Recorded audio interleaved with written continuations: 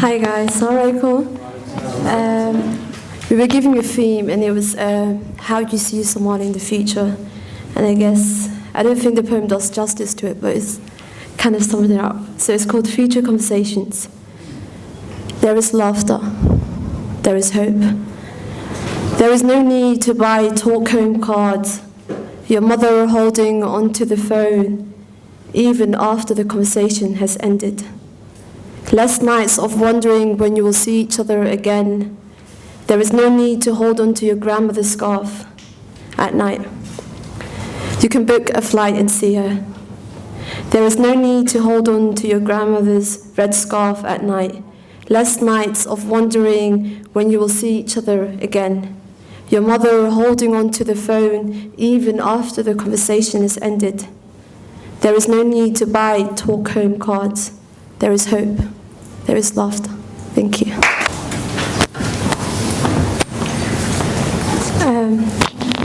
This piece doesn't have a title. I kind of wrote it when my mom went back to Somalia after 13 years.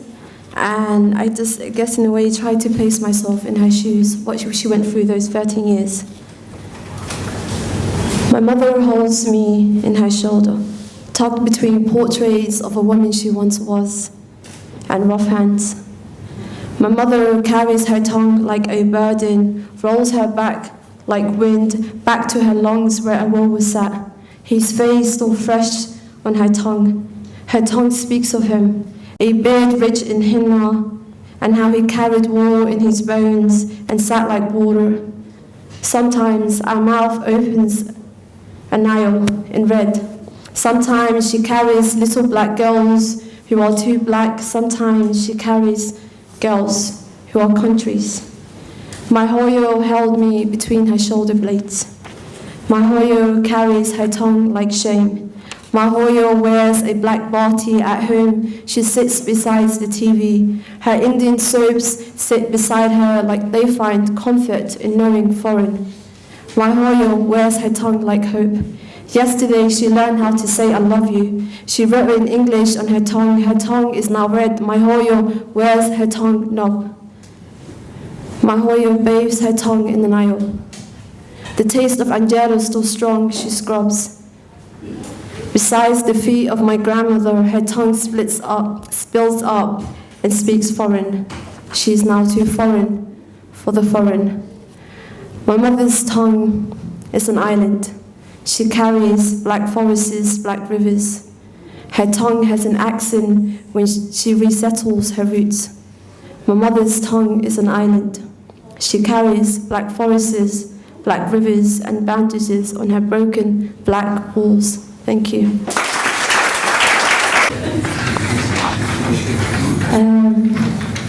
So this piece is called Memories of a Young Bati Wearer, and for me the theme of seeing Somalia in the future was quite hard because I don't remember much of, because I came here when I was 9, so I don't remember much prior to that.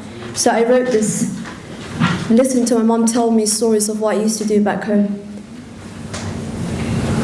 My mother grabs my hands and draws me a skinny stranger who likes to cut her hair short and wear shorts.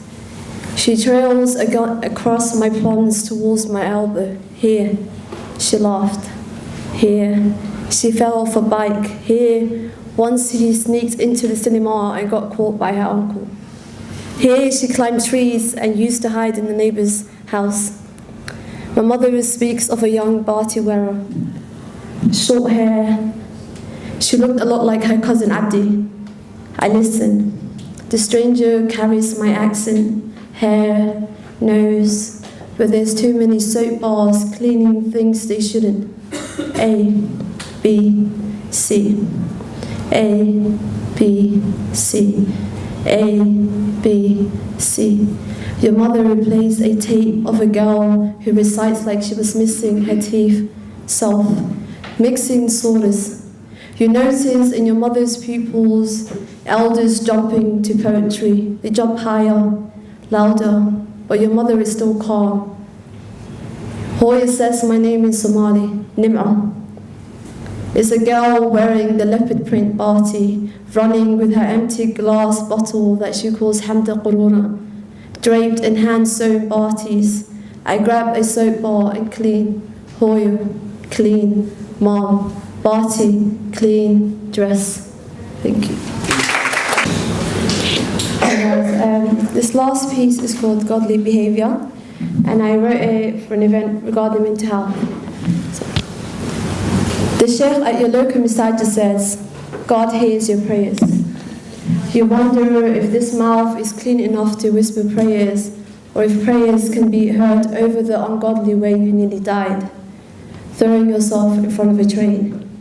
This soil is not safe enough for you or your children. Your tongue is too strange and pronounces things awkwardly. You eat with your hands and enjoy mousse with your eyes. You go to duksi like colourful dirats. You take long pulses mid-sentences and flee when you sound too much like your mother. You wonder, is there enough truth in dying every time you speak? Thank you.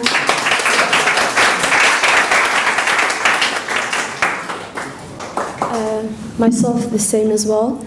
I also organise like my own poetry nights.